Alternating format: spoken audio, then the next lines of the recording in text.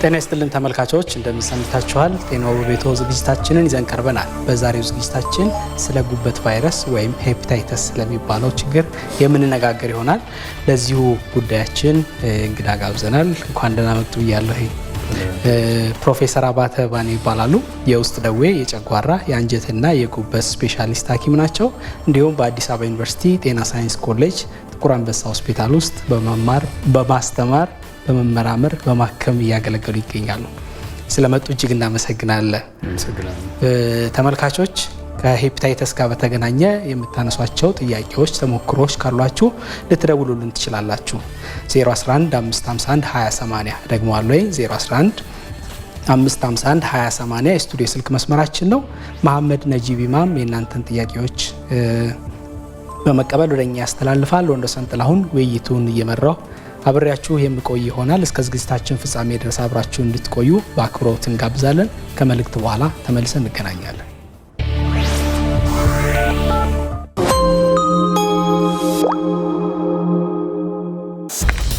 ድፍድፍ ሩጫ መዋከብ በጧት ልክ እንደ ትናንቱ የስልክ ጥሪ ሲነግረኝ ማርፈዴን አይኔ እየፈለገ አቋራጭ መንገዴን ሳላስበው ጣስኩት ትራፊክ መብራቱን። አሁን ምን ላማኝ ልጅ ተወልዷል ልበል ያልተረገዘውን ዘመድ ታሟል ልበል በጤና ያለው ይህን ሳሰላስል ትራፊኩ ደርሶ መንጃ ፈቃድ አለኝ።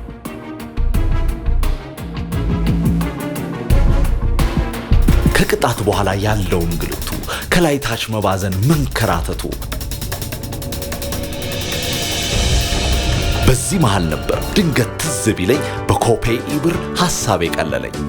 በኮፔ ኢብር ወዲያው ከፍዬ መንጃ ፈቃዴን እዛው ተቀብዬ ከእንግልት ተርፌ ዛሬ ተምሬያለሁ። በጊዜ ደርሼ ስራ ጀምሬያለሁ። የኦሮሚያ ህብረት ሥራ ባንክ ለላቀ ለውጥ የቆመ። ቀናት ወራትን ዓመታትን ሲወልዱ ወገን ለለውጥ ሀገር ለአዲስ ቀን በትኩረት ሲተጋ ለነገ ህልሙ ዛሬ ላይ ሲደክም ሩቅ አስቦ ቅርብ እንዳያድር የሚሰሩ እጆች አመድ እንዳያፍሱ የነጋዴውን የባለ ሀብቱን የአባወራውን የእማወራዋን አደራ ተረክበን ለወገን መከታ ሆነን ከቆምንበት መንደር ሀገር ወገን ተቀይሮ ስናይ ኩራት ይሰማል። የኢትዮጵያ መድን ድርጅት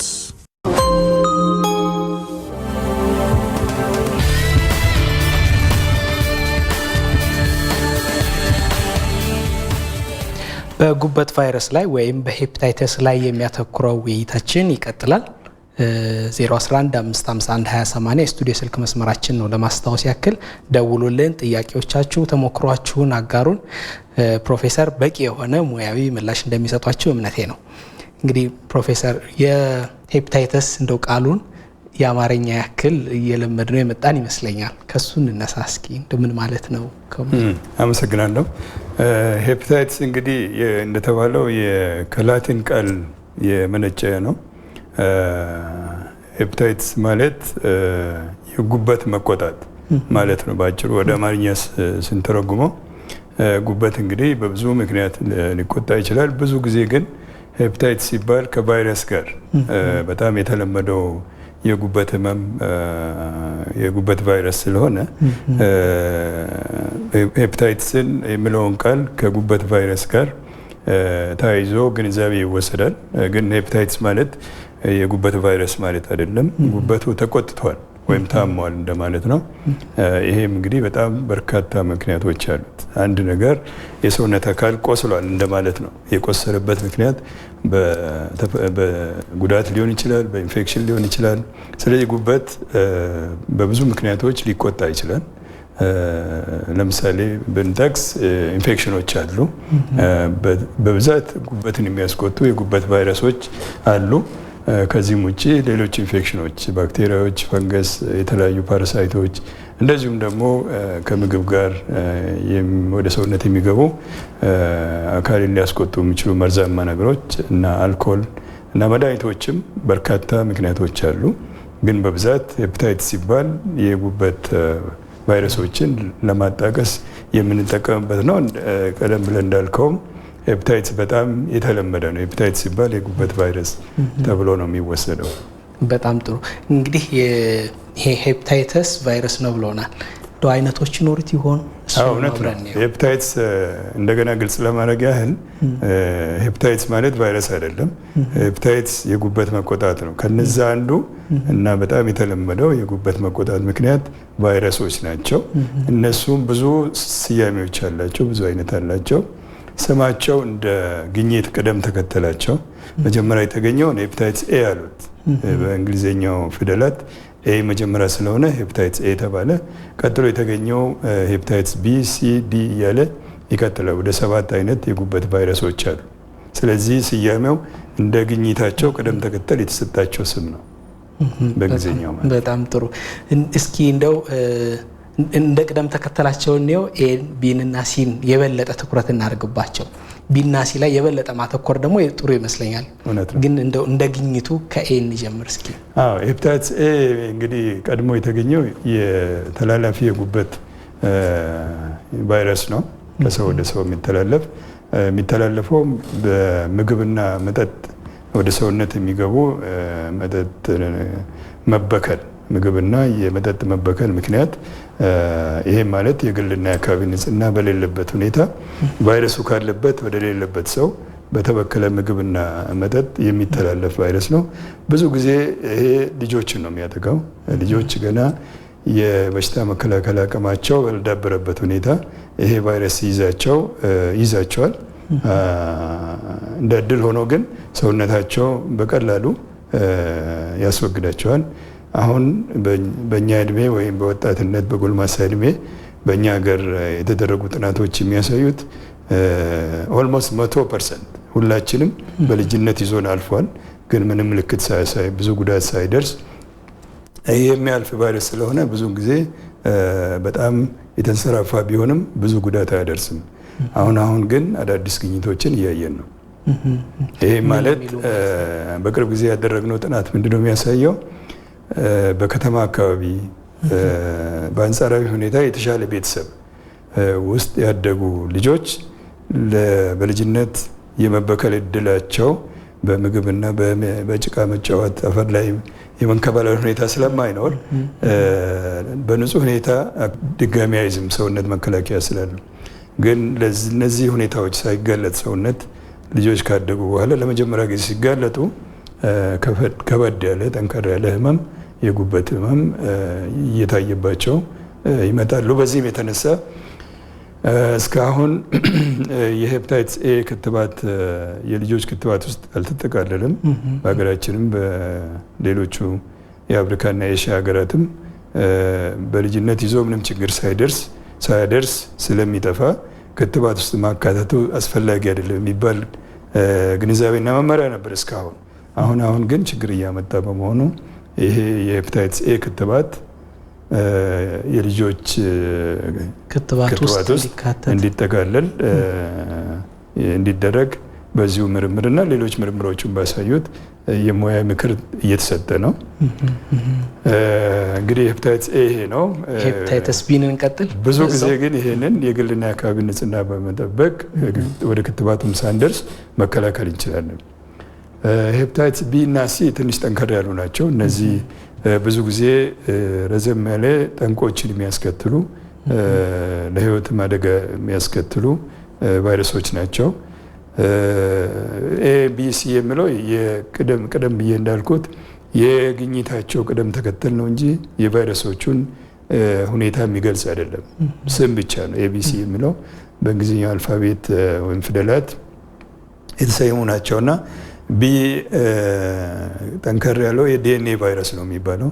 ትንሽ የመራቢያ ሁኔታውን በጣም ውስብስብ ስለሆነ ለሕክምና ማስቸጋሪ የሆነ ቫይረስ ነው። በሀገራችንም በከፍተኛ ሁኔታ የጉበት ችግር በማምጣት አንድ ቁጥር የጉበት ህመም መነሻ ነው። ብዙ ወገኖቻችንን ህይወት የሚቀጥፍ አደገኛ የሆነ ቫይረስ የመተላለፍ የሰውነት እብጠት፣ ጉበት ከጥቅም ውጭ መሆን እንደዚሁም አልፈው ካንሰርን የማስከተል ችግሮችን ያስከትላል። በጣም አስቸጋሪ ነው። የመተላለፍ እድሉም የኤችአይቪን 100 ጊዜ የመተላለፍ እድሉም የኤችአይቪን 100 እጥፍ የሚያክል በጣም አደገኛ የሆነ ቫይረስ ነው። ሄፓታይትስ ቢ እንደ ኤ ቀለል ያለው አይደለም። ማለት ነው። ወደ ሲ እንቀጥል። የሲንም ባህሪው ሲ እንግዲህ እንዳልኩት ቀደም ከኤ እና ቢ ቀጥሎ በሳይንስ የተገኘ ቫይረስ ነው።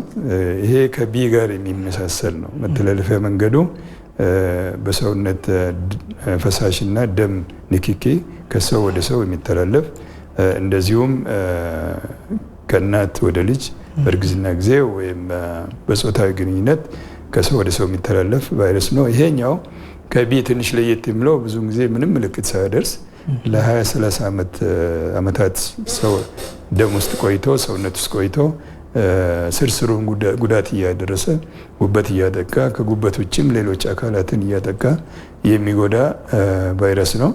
እንግዲህ ኋላ ስለ መከላከያው ስለ ሕክምናው እንወያያለን።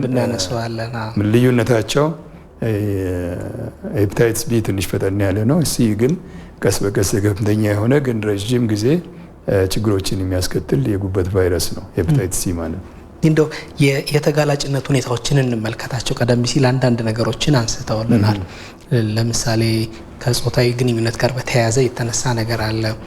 ከእናት ወደ ልጅ እንደዚህ የመተላለፍ እድል ሊኖረው እንደሚችል ነግረውናል። ወደ የተጋላጭነት ሁኔታ ከስራ ጸባይ አንጻር ሊሆን ይችላል፣ ጓደኛ የወሲብ ጓደኛ ቁጥር ጋር በተያያዘ ሊሆን ይችላል። እንደዚህ የምንጠቅሰው ነገር ካለ? እንግዲህ እነዚህ የጉበት ቫይረሶች ከሰው ወደ ሰው የሚተላለፉ ኢንፌክሽኖች ናቸው። ሄፓታይትስ ኤን ቀደም ብለን እንዳልነው በብክለት የሚተላለፍ ነው። በምግብና በመጠጥ አልፎ አልፎ በጣም አልፎ አልፎ እንደዚሁ በደምና በፈሳሽ ከሰው ወደ ሰው ሊተላለፍ እንደሚችል የተለያዩ የጥናት ሪፖርቶች ያሳያሉ።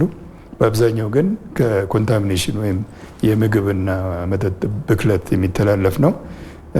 ቀለል ያለም ቫይረስ ነው፣ ብዙ ጉዳት አያደርስም። ቢን በሚመለከት ግን አብዛኛው ኢንፌክሽኑ የሚከሰተው በልጅነት እድሜ የሰውነት በሽታን የመከላከል አቅሙ ባልዳበረበት ሁኔታ ልጆች አብሮ ሲጫወቱ ሲላፉ ቁስል ሲኖር በሽታው ካለበት ወደ ጤነኛው ልጅ ይተላለፋል። እንደዚሁም እርጉዝ እናቶች በቫይረሱ ያለባቸው እርጉዝ እናቶች በእርግዝና ጊዜ በወሊድ አካባቢ ከእናት ወደ ልጅ ሊተላለፍ ይችላል። ከዚህም በተረፈ እንግዲህ በዘመናዊ ሕክምና ወይም ባህላዊ ሕክምና ቁሳቁሶቹን ሲጠቀሙ ንጽህናቸው ያልተጠበቀ የሕክምና ቁሳቁሶችም እንደዚሁ አልፎ አልፎ ሊያስተላልፉ ይችላሉ። ደም እንኳን ድሮ የመመርመሪያ ላቦራቶሪ ጥንካሬ ደካማ በነበረበት ጊዜ ደም መውሰድም አንዱ አጋላጭ ሁኔታ ነበር። አሁን ደም ጤነኝነቱን የመመርመሩ ሁኔታ በጣም ጠንካራ ስለሆነ በዛ የመተላለፉ እድል በጣም ዝቅተኛ ነው። ስለዚህ የተጋላጭነት ሁኔታ ከደምና ፈሳሽ ጋር ንክኪ የበለጠ ያላቸው ለምሳሌ ቀደም ብዬ እንዳልኩት ከእናት ወደ ልጅ የተለያዩ ሰዎች ጋር የጾታዊ ግንኙነት የሚያደርጉ ሰዎች እንደዚሁም ሌሎች በሽታዎች ያሉባቸው ለምሳሌ HIV ተጋላጭነቱ የበለጠ ይሆናል። ሕክምና አካባቢ የሚሰሩ ባለሙያዎች አስፈላጊ ጥንቃቄ ካልተደረገ ለደም የመጋለጥ ሁኔታ የተለያዩ የሕክምና ቀዶ ሕክምና ፕሮሲጀሮች የሚሰሩ የሚያዋልዱ ሰዎች የበለጠ ተጋላጭ ናቸው ማለት ነው ለሄፓታይትስ ቢ። ሲም ተመሳሳይ ነው። ሲ ብዙ ጊዜ በልምድም በጥናትም የምናየው ከዚህ በፊት እነዚህ ባህላዊ የሆነ ዘመናዊ ሕክምና የቀዶ ሕክምና ወይም መሰል ፕሮሲጀር የተሰራላቸው ሰዎች፣ ደም የወሰዱ ሰዎች እንደዚሁም ንቅሳት በተለይ ባህላዊ ንቅሳት ለዚህ የተጋለጡ ናቸው። እነዚህ ሰዎች እንግዲህ ሁላችንም ተጋላጭነቱ በተለይ በሽታው ተንሰራፍቶ ባለበት ሀገር ሁሉም ሰው ተጋላጭ ነው። ግን የበለጠ ተጋላጭ የሚሆኑት እነዚህ ናቸው ለማለት ነው። እንደው አልፎ አልፎ የምንሰማቸውም ነገሮች አሉ። ይሄ አደንዛዥ የሆኑ እጾችን በመርፌ ተቀባብሎ የመጠቀም ነገሮች እንሰማለን። ተጋላጭነት ይኖረው ይሆን ከዚህ ጋር በተያያዘ? እውነት ነው። እንግዲህ በአደጉ በሚባሉት ሀገሮች የሚደረጉ የተለያዩ ለየት ያለ ወጣ ያለ ባህሪ የሚያሳዩ ሰዎች ይሄ አነቃቂ መድኃኒቶችን መርፌ እየተቀባበሉ መወጋት ወይም ደግሞ ከተመሳሳይ ጾታ ጋር ግንኙነት ማድረግ እነዚህ ከኛ ባህል እንግዲህ እስካሁን ባለው ሁኔታ አሳፋሪና የምንጸየፋቸው ነገሮች ናቸው። ግን በሌሎቹ ሀገሮች እነዚህ በተለይ መርፌን ተቀባብሎ አነቃቂ መድኃኒቶችን መውሰድ ትልቁ አጋላጭ ችግር ነው። በተለይ ለሄፓታይተስ ሲው አንድ ቁጥር ቫይረሱ የሚራባበት የሚሰራጭበት በሀገራቸው ይሄ ነው። እኛ ሀገር እንግዲህ እግዚአብሔር ይመስገን እስካሁን ድረስ ከባድ ችግር አይደለም። ተስፋ አደርጋለሁ እነዚህ መጥፎ ነገሮች ወደ ሀገራችን አይመጡም። ከዚህ ከንቅሳቱ ጋር በተያያዘ ያው እንሰማለን በተለያዩ የሀገራችን ክፍሎች የተለያዩ ባህላዊ የሆኑ ድርጊቶች እና አንዳንድ የሚደረጉ ነገሮች አሉ። ከዛ ጋር በተያያዘም የተጋላጭነት ሁኔታ ይጨምር ከሆነ ከቦታ ቦታ የመለያየት ነገር እንዳለው እንሰማለን እና እንደው ምናልባት እዚችም ላይ ተጨማሪ ሀሳብ ካነሱልኝ ብዬ ነው በድጋሚ ያነሳዋት እዚች ላይ እናያለን። እንግዲህ ሀገራችን ላይ ጥናቶችም ሆኑ በልምድ የምናያቸው በስራ ልምድ የምናያቸው ነገሮች ሄፓታይተስ ቢ በብዛት በምስራቅና ደቡብ የሀገራችን ክፍል በብዛት የበለጠ ይታያል። ሄፓታይተስ ሲ ደግሞ ወደ ሰሜን የሀገራችን ክፍለ ሀገራት ይታያል የበለጠ ማለት ነው። ንቅሳትን በሚመለከት እንግዲህ ሰዎች የሚነቅሱበት ሹል ነገር ሾህም ሆነ ሌሎች ነገሮች እየተቀባበሉ በሚጠቀሙበት ጊዜ በሽታው ካለበት ቫይረሱ ካለበት ሰው ተነክሰው በዛው ንጽህና ባልተጠበቁበት ሁኔታ ሌላውን ሰው በሚነክሱበት ጊዜ ይሄንንም ሆነ ሌሎች ቫይረሶችን የማስተላለፍ እድሉ ከፍተኛ ነው። ስለዚህ በስራ ላይ የምናያቸው ከዚህ በፊት እንደዚህ አይነት ንቅሳት የተደረገላቸው ሰዎች የጉበት ቫይረስ ይታይባቸዋል። ስለዚህ አንዱ አጋላጭ ሁኔታ ነው። ለምሳሌ ሄፓታይተስ ሲ ከዓለም አንድ ቁጥር በብዛት የሚገኝበት ሀገር ግብጽ ነው። ይህም የሆነበት ምክንያት የአባይን ወንዝ በመጠቀም በብዛት ኑሯቸው መስኖ ስለሆነ በዚህ መስኖ ደግሞ ብላርዛ የሚባል ሽስቶሶማይስ የሚባል በቀንድ አውጣ የሚተላለፍ ኢንፌክሽን አለ። ስለዚህ ያንን ኢንፌክሽን ለማከም እና ክትባት ለመስጠት ድሮ መርፌ እየተቀቀለ በሚሰጥበት ጊዜ ሰዎች ሰልፍ ይዘው በዛው መርፌ ብዙ ሰው እየተወጋ ቫይረሱን ለሰዎች አስተላለፉ ሳያውቁት ማለት ነው። በዚህ የተነሳ ግብጽ እስካሁን እስከ ቅርብ ጊዜ ድረስ ከዓለም በሄፓታይተስ ሲ መንሰራፋት ብዛት አንድ ቁጥር ነች። ስለዚህ ንቅሳቱም ሰዎች መርፌ ሆነ ንቅሳት እየተቀባበሉ በዛው መርፌ ብዙ ሰዎች የሚነቀሱ ከሆነ የጉበት ቫይረሶች ኤችአይቪም እነዚህ ሌሎቹ ሊተላለፉ ይችላሉ። መልካም እንመለሳለን። መስመር ላይ ደዋይ ያሉኝ ይመስለናል። ሄሎ ጤና ይስጥልን። ሄሎ ጤና ይስጥልኝ። እንዴት ዋሉ? አብረን እንደምናላችሁ ደህና ነን። እስኪ ጥያቄ ተሞክሮም ማካፈል ይቻላል? አዎ እኔ የምደውለው ከባህር ዳር ነው እና ብዙ ጊዜ አሁን በእኛ አካባቢ የወፍ ተብሎ ይታወቃል። የወፍ የወፍ ነው የሚባለው እና እንደዛ የወፍ ተብሎ ግን በጣም ብዙ ጊዜ ወደ ሕክምና ቦታ ሲሄድ ያው ሄፓታይተስ ሊሆናል ግን መድኃኒት ላይ ማከም አይችልም። በቃ መድኃኒትና በቃ ወደ ባህል ሄደን የባህል ሕክምና የምናደርገው ነው። በባህል ሕክምና ያው እንድናለን። አንዳንዴ ደግሞ መተኮስ በሳት በጃንጥላ መብረት እንጂ ሲተኮስ በቃ ወደሆኑ ይለቃል ለንቆ ምናምን ይባላል። እና እንደዚህ አይነት ነገር ነው ያለና መድኃኒት ስለምንድን ነው የሌለው? እንደገና ደግሞ ስንሄድም ይሄኛው አይነት ነው አይሉንም። አንዳንዴ ዝም ብሎ ራሱ ይድናል ይሉናል። ራሱ ይድናል ነው ራሱ ቫይረሱ በቃ ከጊዜ በኋላ ራሱ ይድናል ይላሉ። እና ብዙ ጊዜ በባህል ሕክምና ነው የሚድነው እና ለምንድን ነው መድኃኒት የሌለው በሕክምና በሳይንሱ ማለት ነው? እሺ እና ይህንን ነው። እናመሰግናለን። ጥያቄው ግልጽ ነው፣ ምላሽ ይሰጥበታል። ይከታተሉን። መልካም ጥሩ ጥያቄ ነው ያነሱት። ምናልባት ወደ ሕክምና ነገር ላይ ስንመጣ በደንብ ብናየው ጥሩ ይመስለኛል። ከዛ አስቀድሞ ግን እንደው የዚህ የሄፓታይተስ ቢ እና ሲ እንደው በተለይ እንደው ምልክት አላቸው መቼ ነው የሚታየው የሚለውንም አብሮ ማየት ጥሩ ይመስለኛል። ምልክት አላቸው። አስቸጋሪው ነገር ምልክቶቻቸው ከሌሎች የጉበት ህመሞች አንድ አይነት ናቸው። በዚህም የተነሳ በሕክምና በምልክት ብቻ በመጠቀም አንዱን ከአንዱ መለየት አስቸጋሪ ነው። ግን ጥርጣሬ ሊኖር ይችላል።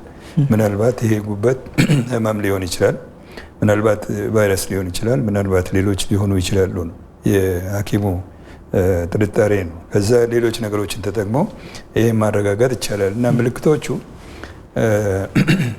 ለዚህ ለቫይረሱ የጉበት ቫይረስ ለየት ያሉ አይደሉም። ስለ ጥቅል ናቸው። የጉበት ህመም ምልክቶች በመሆናቸው ጥቆማ ፍንጭ ይሰጣሉ። ግን ነው እርግጠኛ ለመሆን ተጨማሪ መረጃዎች፣ የምርመራ ውጤቶች ያስፈልጋሉ። ስለዚህ አንዳንዶቹን ለመጥቀስ ያህል ብዙዎቹ ምልክት ሳይኖራቸው ረዥም ጊዜ ቫይረሱ ደም ውስጥ ኖሮ ረዥም ጊዜ ደማቸው ውስጥ ኖሮ ምንም ምልክት ሳያሳዩ ግን ስርስሩን እየጎዱ ጠንቆችን ወይም ኮምፕሊኬሽን የምንላቸው ደረጃ ሊደርሱ ይችላሉ። ስለዚህ የሚመከረው ምንድነው? ከሚደረጉት ዓመታዊ የጤና ምርመራዎች አንዱ ይህን ማጠቃለሉ አስፈላጊ የጉበት ምርመራን። ስለዚህ ምልክትን ባሳይ በእንጭጩ ማወቅ ይቻላል ማለት ነው። ስለዚህ አንዳንድ ነገሮች ለምሳሌ የአይን ቢጫ መሆን፣ የሽንት ቢጫ መሆን፣ የምግብ ማስጠላት፣ ሽታው ማስጠላት፣ ምግብ ፍላጎት መቀነስ ሳይሆን የምግብ ሽታ ማስጠላት፣ እንደዚህ ነው የሚገልጹት ታማሚዎች። አንዳንዴ ደግሞ ሆድ አካባቢ ትንሽ ህመም ከቀኝ ጡት በታች ሆድ ህመም፣ ትኩሳት፣ ማቅለሽለሽ፣ ድካም ስሜት፣ እነዚህ ጠቋሚ ምልክቶች ናቸው። በጣም ስር እየሰደደ ሲሄድ በሽታው የሰውነት እብጠት፣ የመድማት እንደዚሁም የሰውነት መክሳት እና እንግዲህ በጣም ስር ሲሰድ የካንሰር ምልክቶች የሰውነት በጣም መገጨት፣ እብጠት እና ጉበት ከጥቅም ውጭ ሲሆን ደግሞ ራስን የመሳት እስከ ኮማ እስከሚባለው ድረስ ያደርሳል እና እነዚህ ናቸው እንግዲህ አንዳንዶቹ የጉበት ህመምን የሚጠቁሙ እንደዚሁም የጉበት ቫይረስ ህመም እንዲጠቁሙ የሚችሉት ግን እነዚህ ጥቅል ምልክቶች ናቸው ማለት። ስለዚህ እየቆየ ሲሄድ ስር ሲሰዱ ሊታዩ የሚችሉ ናቸው እንደማለት ነው። እውነት ነው። አልፎ አልፎ በጣም የሚከፋባቸው ሰዎች ላይ የጉበት ቫይረሱና ሰውነት ፍትጊያ ጦርነት ግብግብ ሲፈጥሩ እውነት ነው። ግብግብ ተኛ የጉበት ብግነት እና መድከም ማለት ነው። አልፎ አልፎ የሚገጥም በዛን ጊዜ እነዚህ ምልክቶች ግልጽና ከፍተኛ ሊሆኑ ይችላሉ። በአብዛኛው ግን ቀስ እያሉ እያዘገሙ ከፍተኛ ደረጃ የሚደርሱ ናቸው። መልካም። የጠያቂያችንን ጥያቄ እንደው ለመንደርደር እንዲመቸን እንደው የጉበት ወይም ደግሞ ይሄ ከሄፓታይተስ ጋር በተያያዘ የሚፈጠረው ህመም እንደው ሕክምና አለው? ከሱ እንነሳ እስኪ። እውነት ነው፣ ሕክምና አለው። ሕክምና እነዚህ እንግዲህ የጉበት ቫይረሶች ናቸው እየተወያየንበት ያለ ነው። ለምሳሌ ሄፓታይተስ ኤ ስናይ አብዛኛው በሰውነት መከላከል አቅም ሰውነት ቁጥጥር ስለሚያደርስ ምንም ችግር ሳያደርስ አብዛኛው ሲባል 99% ይጠፋል በራሱ። ይሄ ነው ሕክምና አያስፈልግም። ድጋፍ ሰጪ ነገሮች ለምሳሌ እረፍት መውሰድ፣ ፈሳሽ መውሰድ፣ ማስታገሻ ነገሮች፣ ቫይታሚን መውሰድ ልጆችን የምንመክረው ይሄን ነው። ሕክምና አያስፈልግም በራሱ ይድናል ብለው ጠያቂ ያነሱት ይሄንን ነው ሄፓታይተስ ኤን በሚመለከት ማለት። ጥሩ። ምናልባት ሌሎቹን ከስልክ በኋላ እንመለስባቸው ይመስለኛል። መስመር ላይ ደዋ ያሉን እናስተናግድ። ሄሎ፣ ጤና ይስጥልን። ጤና ይስጥልኝ። እንዴት ዋሉ? ሰላም ነው? ደህና ነን። ደህና። እሺ፣ ጥያቄ ነበረኝ። ይቀጥሉ። ዝግጁ ነን ለመስማት። ኦኬ። እሺ፣ ጥያቄ ከዚህ በፊት ተመርምሬ ነበር አለ። እሺ። ግን ብዙ 7-8 ዓመት አደሜ ውስጥ ነው ያለው። ሄፓታይተስ ሲው ማለት ነው። ምንም ህመም የሚሰማኝ ነገር የለም። እርሳቸው እንዳሉት አሁን አይን ቢጫ መሆንና ሽንት አንዳንድ ቢጫ መሆን አለኝ። ግን ደግሞ አሁን ስመረምረው ይሄኛው መድኃኒት እንትኑ ስላለ ይጠፋል እንግዲህ መድኃኒት ውሰድ ምናምን ብሎኝ ነበር እና ደግሞ ወደ ሌላ ነገር እንዳይቀል ይሄ መድኃኒቱ ያጠፋል ወይ አያጠፋም እንዴት ነው ወይ ትክክለኛው ያጠፋል መድኃኒቱ ሀገር ውስጥ አለ። ድሮ የለም። ከዚህ በፊት ከ6-7 ዓመት በፊት ተመርምሬ መድኃኒት የለም ተብዬ ነበር። አሁን ደግሞ መድኃኒት ሀገር ውስጥ አለ። መድኃኒቱን ወስደዋልን። እስቲ እንዴት ነው ይሄ ነገር ትክክለኛው ነው ወይ እንዴት ነው ተባለ ይጠፋል ወይ ማለት ነው? ታንኪዩ እናመሰግናለን። እሺ እናመሰግናለን። ጥሩ ጥያቄን ያነሱልን በጥሩ ሰዓት ምላሽ ይሰጥበታል። ይከታተሉ። መልካም የሕክምና ጉዳዩ እያነሳን ነበረ። እንደ ከኤ ወደ ቢ ከቢ ወደ ሲ እየቀጠለ እንሂድ አይደለም? እንደዚሁ በቅደም ተከተሉ እንደጀመር ነው። ስለዚህ ይሄን ተነጋግረናል። ቢን በሚመለከት ሕክምና አለው። ይሄ ቀደም ብዬ እንዳልኩት ለየት ያለ ቫይረስ ነው። ዲኤንኤ ቫይረስ ይባላል። የመራቢያ ሂደቱ በጣም ውስብስብ ስለሆነ ለማከምም አስቸጋሪው ቫይረስ ነው። ይሄኛው ከጉበት ቫይረሶች አስቸጋሪው የሄፓታይትስ ቢ የሚባለው ነው። ምክንያቱም ከሌሎቹ ቫይረሶች ለየት ያለ እና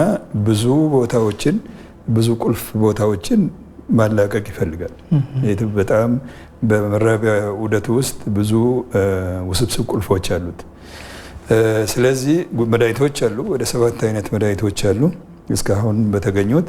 እኛ ሀገርም እነዚህ መድኃኒቶች ዓለም ላይ አንድ ቁጥር የሚባል ቴኖፎቪር የሚባል መድኃኒት ወይም አሁን ደግሞ አዲስ የመጣው ታፍ የሚባል መድኃኒቶች አሉ። እነዚህ መድኃኒቶች ቫይረሱን ሰው ካለበት ሰው ለምሳሌ በሚሊዮን የሚቆጠር ቫይረስን 0 ድረስ ማድረስ ይችላሉ።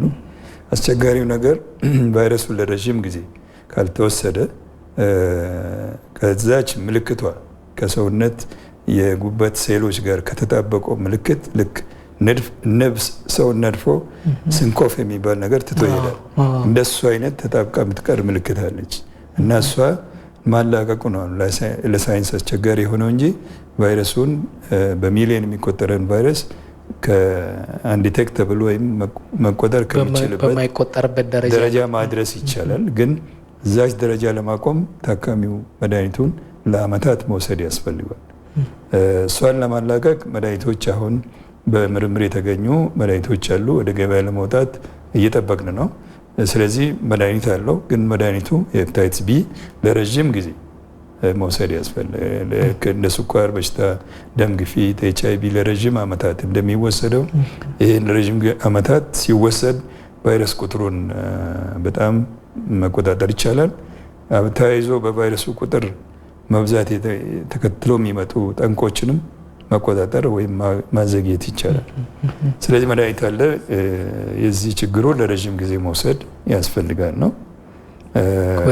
ወደ ሲ ስንሄድ በጣም ጥሩ ዜና ነው ያለው። ላለፉት 11 ዓመታት ሙሉ በሙሉ ሊያድን የሚችል ቀጥታ በታብሌት በአንድ ታብሌት በቀን ወስዶ በ3 እስከ 6 ወራት ውስጥ ከተወሰደ ሙሉ በሙሉ ሊያድን የሚችል በጣም ከፍተኛ ፍቱንነት ያለው መድኃኒት ተገኝቷል። ይሄ መድኃኒት በአፍሪካ የጉበት ሐኪሞች ማህበር ብዙ ድርድር ካረግን በኋላ ከአምራቹ ካምፓኒ አሜሪካ ካለው ጊሊያድ የሚባል ካምፓኒ ጋር 99% ለአፍሪካና ለኤሽያ ቅናሽ ተደርጎ 99% በ1% ብቻ ወጪ ማለት ነው የሚገዛው። ስለዚህ ይሄ ላለፉት ሀገራችንም ወደ 6-7 ዓመት ሆኗል። በዚህም የተነሳ ቫይረሱ አሁን እየጠፋ ነው ከሀገራችንም ከዓለምም። ጠያቂው በጣም ነው የገረመኝ። ሄፓታይትስ ሲ ከሆነ 7 ዓመት ይህን ቫይረስ ይዞ መቆየታቸው ምናልባት ቢ እንዳይሆን ጥርጣሬ ያለኝ። ምክንያቱም ሲ ወዲያው ታክሞ በ3 ወር ውስጥ የሚጠፋ ቫይረስ ሆኗል። እኛም በጣም ደስተኞች ነን። ታካሚዎቹም በጣም ደስተኞች ናቸው። ስለዚህ ሲ አሁን ምንም ውጣ ውረድ ሳይኖረው ምርመራ ተደርጎ ቫይረሱ መኖሩ እርግጠኝነት ከተረጋገጠ በኋላ አርኤንኤ ቴስት በሚባል መድኃኒቱን በቀን 1 ኪኒን በመውሰድ በ3 ወር ውስጥ ሙሉ በሙሉ መዳን ተችሏል። ስለዚህ ምናልባት ሲ መሆኑ እርግጠኛ ከሆኑ ጠያቂው ወደ አካባቢያቸው የጤና ድርጅት ሄዶ መድኃኒቱን በመውሰድ መዳን ይችላሉ። በጣም ጥሩ ዜና ነው። ለብዙዎችም ትልቅ ተስፋ የሚሰጥ ነገር ይመስለኛል። ብዙ ያልተነገረለት ይመስለኛል። ለማንኛውም አሁንም መስመር ላይ ደዋይ ያሉ ይመስለኛል። እናስተናግድና እንመለሳለን። ሄሎ ጤና ይስጥልን። ሄሎ ጤና ይስጥልኝ። እንዴት ዋሉ? ሄሎ ጤና ይስጥልኝ። ኃይሉ ይባላል። ኃይሉን ያሉን? አዎ ካሰላ። እሺ ኃይሉ ይቀጥሉ እስኪ ጥያቄውን። አንድ ባለቤት ናሽናል ብርያት አዎ ካሰላ። ቴሌቪዥን አላጠፉ ይሆን ኃይሉ? አዎ ምርመራ አድርገህ ያጥፉትና ቴሌቪዥኑን ይቀጥሉልን። ስለ ባለቤቱ ነው የሚጠይቁን አይደል? አዎ እሺ ቴሌቪዥኑን ይዝጉትና ይቀጥሉ እስኪ። ለብቻለሁ። እሺ ይቀጥሉ።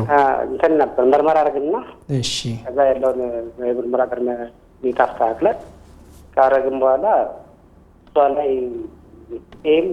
ይህም እሷ ላይ የተገኘ ሲዋ ደግሞ ተመረመር እንትን አለ። ይህ መድኃኒት ክትባት አለው ተብሎ ክትባቱ ምንም ቦታውም ጠፍቷል። ከሐኪም ማማከር አለብን ብለን በቃ በድንጋጤ እንትን አለ። ጣፋጭ ነገር መጠቀም ይቻላል። እንደዚህ አይነት ነገሮች ይጣፋል። ከጊዜ በኋላ መድኃኒት አለው የለውም አንድ ፕሮሴስ። ሁለተኛ ደግሞ እንትን እርግዝና ላይ ተጽዕኖ አለው የለውም ይሄ ቫይረስ። እሺ እንዲያብራሩልኝ።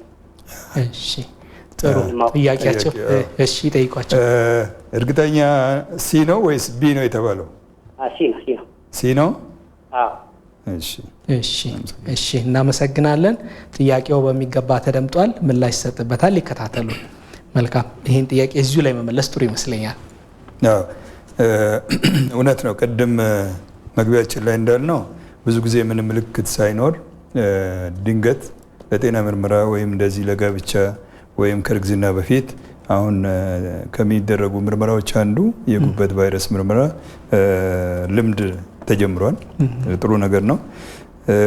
ስለዚህ ድንገት እንግዲህ የተገኘው ሴቷ ላይ ነው። ወንድየው ጋር ባለቤት ጠያቂው ጋር የለም። ስለዚህ ሴቷ የትዳር አጋር ጋር ሲገኝ እና እርጉዝ ነች ነው አይደለም? እርግዝና ላይ ችግር አለ ወይ ነው። ስለዚህ ሲ እንዳልነው ሙሉ በሙሉ መዳን ይቻላል። ስለዚህ አንዳንድ ጊዜ አንቲቦዲውን ብቻ በመመርመር ቫይረሱ አለ የለም ማለት ያስቸግራል። አርኤንኤ ቫይረስ የሚባል ምርመራ አለ። እሱም ማረጋገጫ ነው።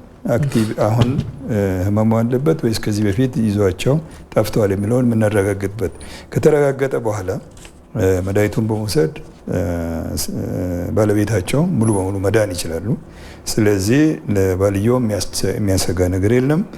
እርግዝናም ከተከሰተ ለልጅ የሚያሰጋ ነገር የለም፣ መውሰድ ይችላሉ ማለት ነው። ስለዚህ ለባልየውም ለሚከሰተውም እርግዝና ምንም አስጊ ነገር የለውም።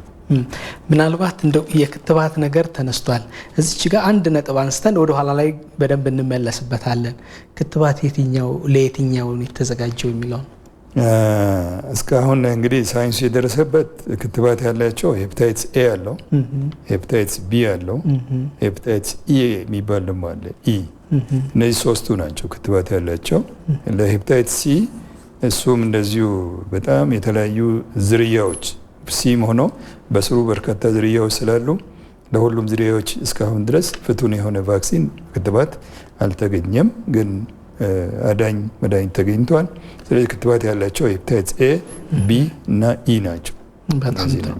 እንግዲህ ምናልባት ሌሎች ነጥቦችን ለተመልካቾች የጽሁፍ መልእክት ካደረስም በኋላ ተመልሰን ብናያቸው ጥሩ ነው ብዬ አስባለሁ። በተለይ የመከላከል ሂደቱ ምን መምሰል አለበት፣ ወቅታዊ የምርመራ ልምዳችን እንዴት ነው መሆን ያለበት የሚሉትና ሌሎች ተያያዥ ጉዳዮችን ከጽሁፍ መልእክት በኋላ ብናያቸው ጥሩ ይመስለኛል። ተመልካቾች ጤናው በቤትዎ ዝግጅታችን እንደቀጠለ ነው። የሄፕታይተስ ላይ ነው ትኩረት ያደረግነው። ከዚሁ ጋር የተገናኘ የተሰናዳውን የጽሁፍ መልእክት እንድትከታተሉ እንጋብዛለን። ተመልሰን እንገናኛለን።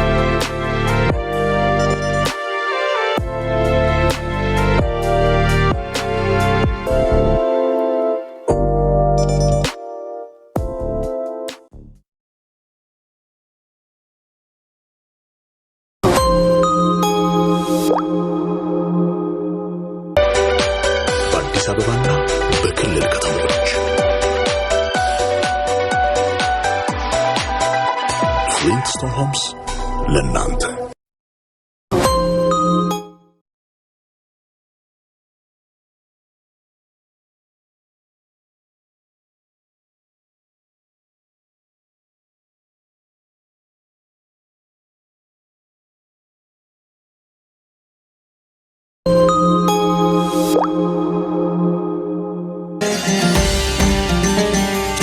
በአንድ ጀንበር አትረታ። ኑሮን ለማሸነፍ ስንማትር ልክ እንደ ቀድሞቹ አባቶቻችን ታታሪ፣ ሰውን አክባሪ፣ ቅንና ታማኝ መሆን መዘንጋት በፍጹም የለብንም። ከሰዎች ጋር በመልካም ስነ ምግባር ተኗኗር እንደሚለው ሁሉ በችግር ሰዓት ከጎናችን የሚቆሙት ከኛ ስኬት ውጪ ሌላ ማየት የማይፈልጉት የሚችሉትን ሁሉ አበርክተው ከሰጡን ውጪ ጭማሪ የማይቀበሉት ቀና አጋሮቻችን ናቸው። እርሶም ሱና እየተከተሉ ሐራምን እየራቁ አቋራጭ መንገድ ሳይፈልጉ በሕይወት ጎዳናዎች ላይ ቅን ሆነው ተጉዘው ኑሮን ያሸንፉ፣ ሕይወቶን ይለውጡ፣ የልፋቶንም መልካም ውጤት ያጣጥሙ። እኛም ልክ እንደ ድሮ በደንበኞቻችን ፍላጎት መሰረት የሸሪዓውን መርህ በተከተለ ከወለድ ነፃ የቁጠባ ሂሳብ አማራጮችን እንዲሁም የፋይናንሲንግና የኢንቨስትመንት አገልግሎቶቻችንን በአቅራቢያው በሚገኝ በሁሉም የኦሮሚያ ህብረት ሥራ ባንክ ቅርንጫፎቻችንና ከወለድ ነፃ ኮፕ አልሁዳ ቅርንጫፎቻችን በኩል ስናቀርብሎት ከታላቅ አክብሮት ጋር የኦሮሚያ ህብረት ሥራ ባንክ ለላቀ ለውጥ የቆመ። አባዬ ስንት ዓመት ነው? 50 ሊሞላኝ ነው። 50 ዓመት ብዙ ነህ። እኔ አንተ ላይ ደርሳለሁ። ከኔም በላይ ታልፋለህ። አንተ ያኔ ትኖራለህ? እኖራለሁ። እኔ ባልኖርም መድን ሁሌ ይኖራል። መድን ማን ነው? የንብረቶቻችን ጠባቂ የሆነው የኢትዮጵያ መድን ድርጅት ነው። አሁን ግባ እንዳይረፍድብህ። በኋላ ስለ ኢትዮጵያ መድን ድርጅት በሰፊው እነግርሃለሁ። ክፉ አይንካችሁ። ቤተሰብ ከችግር የሀገር ሀብት ከአደጋ እንዲጠበቅ ለበርካታ ዓመታት ለሀገርም ለወገንም ዋስትና ሆነናል።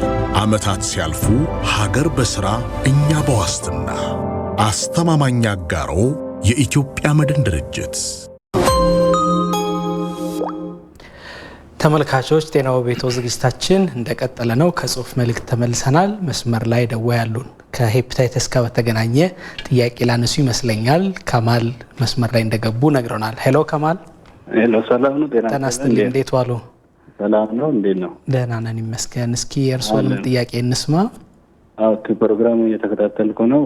ጥያቄ ነበረንና የኔ ጥያቄ የሆነ ጊዜ ደሜን ታይቼ በአጋጣሚ አሞኝም አይደለም አጋጣሚ ታይቼ ሄፓታይተስ ቢ ፖዚቲቭ ነው አሉ።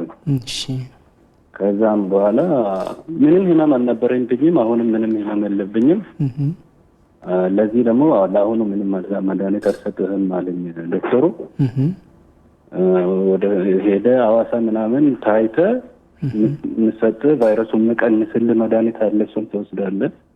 ለአሁኑ ለጤና የሚያስብ ነገር የለም፣ ከመጠጥ የመሳሰሉት ነገር ራቅ፣ ሌላ ችግር የለውም ነው አለኝ። አሁን መድኃኒት መውሰድ አለብኝ ወይ? ጤንነቴን ሳይ ምንም ህመም የለብኝም። መድኃኒቱን ባልወስድ ችግር አለው ወይስ አሁን ቢወስድ እንዴት ነው ለማለት። እሺ ጥሩ ጥያቄ ነው። ምላሽ ይሰጥበታል። ተጨማሪ ጥያቄ የለም አይደለ? እናሰናብት። እናመሰግናለን ከማል። ጥያቄው አሁኑኑ መልስ ይሰጥበታል። ይከታተሉ። እዚሁ ላይ የእሳቸውን እንመልከተው። እንግዲህ አቶ ከማል እንደጠየቁት ብዙ ጊዜ ምልክቶች ስለማይኖሩ የጉበት ቫይረስ ህመሞች ብዙዎቹ ምልክት አይኖራቸውም። በዚህም የተነሳ ድንገት ጤና ሁኔታን ለመመርመር ወይም ደም ለመስጠት ወይም በእርግዝናና ከጋብቻ በፊት የሚደረጉ ምርመራዎች ላይ ነው የሚገኙት። ከደም ልገሳ በኋላ ውጤት ለማወቅ የፈለገ ሰው እውነት ነው። ብዙ እኛ ሀገር ብቻ ዓለም አቀፍም ያለው ሁኔታ ይሄው ነው፣ ብዙ ምልክት ስለማይኖረው። ስለዚህ አስደንጋጭ ይሆናል። ሰው አሞት ምልክቶች ተሰምቶት ተቀብሎ ሐኪም ቤት ሲሄድና ድንገት ሲነገረው ድንገተኛ አስደንጋጭ ዜና ነው የሚሆነው። ይሄ ነው ሁልጊዜ የሚገጥመን። ስለዚህ መድኃኒት ያስፈልጋል ወይስ አያስፈልግም የሚለውን ለመወሰን መድኃኒቱ ዓላማው ቫይረሱ እንዳይራባ መቆጣጠር፣ ቁጥሩ መቀነስ፣ ጠንቆች እንዳያመጡ መከላከል ነው። ስለዚህ ለሁሉም ሰው ላያስፈልግ ይችላል። አንዳንድ ጊዜ ሰውነታችን ራሱ ተቆጣጥሮት ሊያስወግደው ይችላል። በአብዛኛው ቢቆይም እንደ እድሜው ደረጃ ቢለያይም። ስለዚህ ለመወሰን የምንጠቀምባቸው 3 ነገሮች አሉ።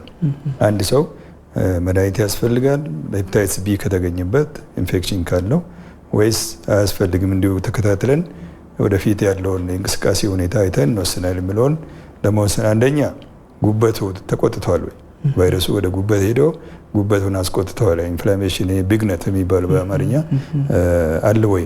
አንዱ እሱ ነው። ሁለተኛ የጉበቱ ተራብቶ በሰውነቱ ብዙ ነው ወይስ ትንሽ ነው? ሰውነት ተቆጣጥሮት ትንሽ ምልክት ብቻ ነው ያለው ወይስ በጣም ተባዝቶ ተንሰራፍቶ ደም ውስጥ እየተዘዋወረ ነው? ሶስተኛው ደግሞ ጉበቱ ከብግነትም አልፎ ጠባሳ ምልክት አሳይቷል ወይ? ከነዚህ ከሶስቱ ሁለቱ ካሉ መድኃኒት ይወሰናል። ስለዚህ ለምሳሌ ብግነት ቢኖር ጠባሳ ምልክት ቢያሳይ ወይም ጠባሳም ሳይሳይ ቫይረሱ ቁጥሩ በሺዎች ከ2000 ከዛ በላይ ከፍ ብል መድኃኒት ይሰጣል። አንዳንድ ጊዜ ደግሞ አብሮት ተጓዳኝ ችግሮች ካሉ ለምሳሌ HIV ቫይረስ አብሮት ያለው ሰው ለሁለቱም የሚሆኑ መድኃኒቶች ይመረጡና ሕክምና ይደረጋል። ቀድሞ የሰውነት አቅም በሽታ መከላከል አቅም የሚያዳክሙ ሕክምናዎች ከታሰቡም ለምሳሌ ኬሞቴራፒ፣ የካንሰር ሕክምና እንደዚህ አይነት ነገሮችም ካሉ ቀድሞ መድኃኒት ይሰጥና ቫይረሱ ቁጥር ይቀንሳል። እንደዚሁም እርጉዝ የሆኑ እናቶች ወደ ልጃቸው እንዳያስተላልፉ ቫይረሱ በደማቸው ውስጥ በበርካታ ብዛት ከተገኘ መድኃኒት ይሰጣል። ከዚህ ውጭ ምልክቱ ብቻ ስለታየ የጉበት ቫይረስ መራባት የጉበት ብግነት ሳይኖር ወይም ጠባሳ ቁስል ሳይኖር መድኃኒት አይሰጥም። ይሄ ማለት ለሁሌም አይደለም። አሁን ኖርማል የሆነ ሰው ከወራት በኋላ ከ2-3 ወር በኋላ ሲመረመር ሌላ ሊሆን ይችላል። ምክንያቱም ቫይረሱ ሳያቋርጥ በመራባትና ከሰውነት ጋር ግብግብ ላይ ነው ያለው። ስለዚህ አንድ ጊዜ ውጤት ለሁሌ ማስተማመኛ አይደለም። ለዚህ ነው በ3 ወር፣ በ6 ወር፣ በ4 ወር እንደ ታካሚ ሁኔታ ቀጠሮ እየተሰጠ የምንከታተለው ለዚህ ነው ማለት ነው። በጣም ጥሩ። አብረው ያነሱልን ነገር አለ። ከመጠጥ ራቅ፣ ይሄንን እንዲያደርግ የተባሉ ነገሮች አሉ። የነዛስ ምክንያቱ ምንድን ነው?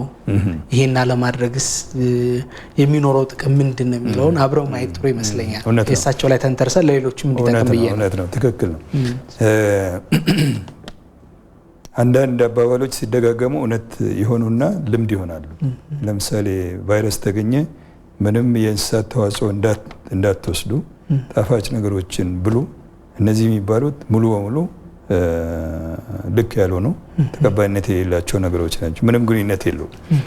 ጣፋጭ ይውሰዱ፣ ፈሳሽ ይውሰዱ፣ እረፍት ይውሰዱ የሚባሉት ጉበታቸው ታሞ በተለያየ ምክንያት በቫይረስም ሆነ በሌሎች ጉበት ሲዳከም ሰውነት ሲዳከም ብርታት እንዲያገኙ ሐኪም አንዳንዴ ጣፋጭ ውሰዱ አረፍ በሉ ይባላል እንጂ ከጉበቱ ቫይረስ ጋር እነዚህ ምግቦች ምንም ግንኙነት የላቸውም።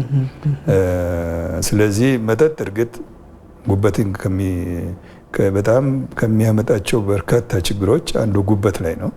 ስለዚህ ተደራቢ ችግር ይሆናል። አንድ ሰው ቫይረስም ይዞት ጉበቱም በአልኮል ከተጎዳ ህመሙን ያባብሰዋል። ዳይሬክት ቀጥታ ግንኙነት ባይኖረውም ግን ጉበቱ ተደራቢ ችግሮች ይጫኑትና ጉበት በቀላሉ ይደክማል፣ ከጥቅም ውጭ ይሆናል ለማለት ነው። ለዛ ነው የሚከለከለው። በጣም ጥሩ። አሁንም አንድ ደው ያሉን እናስተናግድ። ሄሎ፣ ጤና ይስጥልን። ጤና ይስጥልኝ። እንዴት ዋሉ? እግዚአብሔር ይመስገን። እስኪ የእርስዎንም ጥያቄ እናዳምጥ፣ ይንገሩን እስኪ። ሩቅ ጎዳና እንደዚህ ትንሽ ይሄ ሄፓታይተስ ቢ ያለብህ ተብዬ ነበር። እሺ። እና ሄፓታይተስ ቢ ያለብህ ተብዬ መድኃኒት እንድጀምር ታዝዤ መድኃኒት ጀምሬያለሁ። እሺ። እና ሩቅ ጎዳና ስጓዝ አንዳንድ ጊዜ ማለት የሚደክመኝ ይሄ ይከለክላል። በዚያ ላይ ደግሞ ከሚበላና የሚጠጣ ነገሮች የሚከለክላቸው ነገሮች አሉ ወይ? ብዙውን ጊዜ እነዚህ መድኃኒቶችን ይሄ ጀምር ከተባልኩ በኋላ ዶክተሮችን ሄጄ አላገኛቸውም። መድኃኒቱን ዝም ብዬ ሄጄ ነው የማመጣቸው እና ከሚበላ የሚጠጣ ነገሮች የሚከለክላቸው ነገሮች አሉ። ልጆች ምናምን አሉ፣ እነሱንም የግድ ማስከተብ አለብኝ። እሺ፣ በጣም ጥሩ። ጥያቄው ግልጽ ነው፣ ተደምጧል። እናመሰግናለን። ምላሽ ይሰጥበታል። ይከታተሉን። መልካም። የእሳቸውም የሲን ጉዳይ ነው ያነሱልን። ቢኖሲን ሲን ያሉን መድኃኒት እየወሰድኩ ነው፣ የሚከለከሉ ምግቦች አሉ ወይ የሚፈቀዱስ አሉ ወይ ብለውናል። እንግዲህ ሲ ከሆነ ቀደም እንዳልነው ሲ አሁን ሙሉ በሙሉ የሚያድን መድኃኒት ተገኝቷል። መድኃኒቱን በመውሰድ መዳን ይችላሉ። ምግብን በሚመለከት ከቫይረሱ ጋር ሳይሆን ጉበት ከታመመ በብግነት ደረጃ ኢንፍላሜሽን ወይም ደግሞ ከዛ አልፎ ጠባሳ፣ ውሃ የመያዝ እብጠት፣ እንደዚህ አይነት ነገሮች ካሉ የሚመከሩ እንዳይወሰዱ የሚመከሩ ነገሮች በምግብ አልኮል እርግጥ ሁልጊዜም እንዳይወሰድ ይመከራል። ምንም መጠን ሳይሆን ሙሉ በሙሉ እንዳይወስዱ ወይም የሚጠጡ ከሆኑ እንዲያቆሙ። አልኮልን በሚመለከት ማንኛውም አልኮል ሲባል አንዳንዴ ጠንከር ያሉትን ብቻ አድርጎ የመውሰድ ነገር አለ ማለት ይሄ በፋብሪካ ተመርቶ በጠርሙስ ታሽጎ ወይም በሌላ መንገድ ታሽጎ የሚሸጠውን ያው ቤት ውስጥ የሚዘጋጁትንም አልኮል ናቸው አይደል? ይዘታቸው ይለያይ እንጂ አልኮል ነው። ድራፍትን ጭምር አልኮል። ሰዎች አንዳንዴ ድራፍትን አልኮል እንዳልሆነ ሲናገሩ ስለምሰማ ነው። ምግብን በሚመለከት ጉበት ከታመመ የጉበት መታመም ምልክቶች ካሉ ቅባት የበዛባቸው ጮማ፣ ቅባት፣ ቅቤ፣ ስጋ ነገሮች እንደዚህ እንዳይበዙ ነው። እንዳይቀምሱ ሳይሆን ወተት፣ እንቁላልም እንደዚህ መውሰድ ይችላሉ። እርግጥ ጉበት በጣም ከተጎዳ እነዚህ ነገሮች አስወግዶ አትክልት፣ ፍራፍሬ፣ የጾም ምግቦችን ቢወስዱ ከወተት ጋር ይመከራል። ይሄ ግን ለሁሉም ሰው የሚሆን አይደለም። እንደ ሰው የእድሜ ደረጃ፣ የህመም ደረጃ የሚመከረው ምግብ አይነት እንዳትወስዱ የሚባለው ይለያያል። ግን ቀደም ድሮ ሲባል እንደነበረው ምንም አይነት የእንስሳት ተዋጽኦ እንዳትወስዱ የሚለው ነገር በአሁኑ የምርምር እና የእውቀት ደረጃ ቀርቷል። ስለዚህ ከሐኪሞች ጋር ተማክረው ምግቦችን ማስተካከል ይቻላል። ድካም እንግዲህ በጣም ጥቅል የሆነ ምልክት ነው። ድካም በተለያየ ምክንያት እንቅልፍ ማጣት፣ የልብ፣ የሳምባ፣ የጉበት፣ የኩላሊት፣ የደም ማነስ ብዙ በሽታዎች አሉ። ግን አንዱ ጠቋሚ ምልክት ሊሆን ይችላል። ድካም ሲኖር ጉበት ነው ማለት ባንችልም ግን ቀርቦ ሐኪም ዘንድ በማየት ሌሎች ምልክቶችን በማየትና ምርመራ በማድረግ ማረጋገጥ ይቻላል። ሲ ከሆነ እንግዲህ እሰየው ነው፣ መድኃኒት አለ፣ ሙሉ በሙሉ መዳን ይችላሉ። ቢ ከሆነ ግን ቀደም ብለን እንዳልነው ረዘም ላለ ጊዜ ቫይረሱን የሚቆጣጠር መድኃኒት መውሰድ ያስፈልጋል። ሲ ከሆነ ግን ሙሉ በሙሉ መዳን ይችላሉ። በሀገራችንም ሆነ ሌሎች ሀገሮች የተደረጉ ጥናቶች በጣም ፍቱን የሆነ መድኃኒቶች አሉ። ስለዚህ ሐኪም ቤት ቀርቦ ዘንድ ሄደው እነዚህን ምርመራ በማረጋገጥ መድኃኒቱን መውሰድ ይችላሉ ማለት። መልካም። እንደው የመጀመሪያ ጥያቄያችንን ጥያቄ እናንሳና አጠቃላይ የሆኑ የመከላከል ስርዓቶች ላይ ደግሞ እና ጥንቃቄዎች ላይ በደንብ እንሄድበታለን። የመጀመሪያ ጥያቄያችን ያነሱልን ነገሮች አሉ። የአይን ቢጫ መሆን፣ ወፍ ነው የመባል ነገር፣ መድኃኒት አያስፈልገውም የመባል ባህላዊ ሕክምና ጋር የማገናኘት እንዲህ ነገሮች አንስተዋል። የእሳቸውን እኔ እስኪ ይሄ በብዛት የሚባለው ነው። በማህበረሰባችን በብዛት የሚባሉ አባባሎች ናቸው። ጥሩ ጥያቄ ነው፣ መጣራት ስላለበት። አንደኛው የወፍ በሽታ የሚባለው ምንም ግንኙነት የለውም ከወፍ ጋር። ከሰው ወደ ሰው በፈሳሽ በደም ንክኪ እንደዚሁም በምግብና መጠጥ ብክለት የሚተላለፉ ቫይረሶች ናቸው።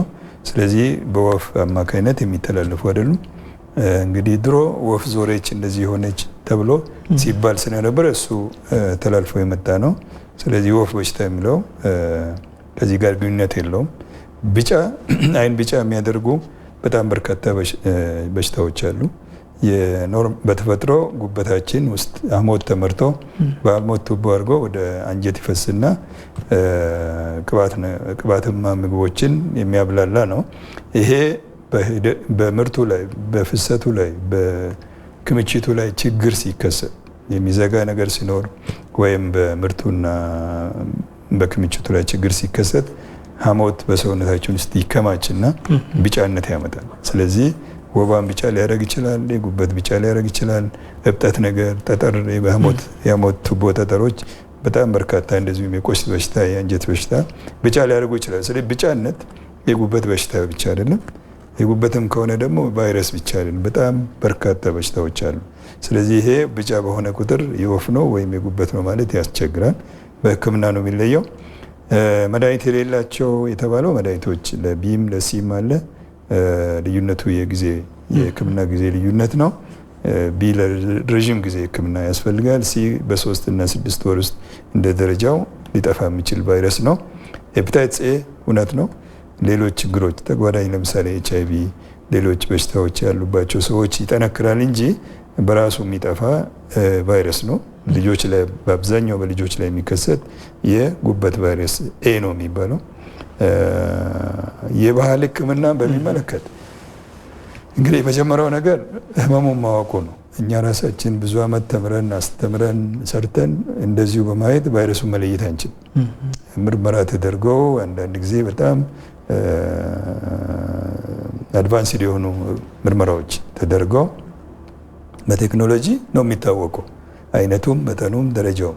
ስለዚህ የመጀመሪያው ህክምና ከማድረግ በፊት ማወቅ አለብን እና የባህል ሐኪሞቻችን እንዴት ያውቃሉ?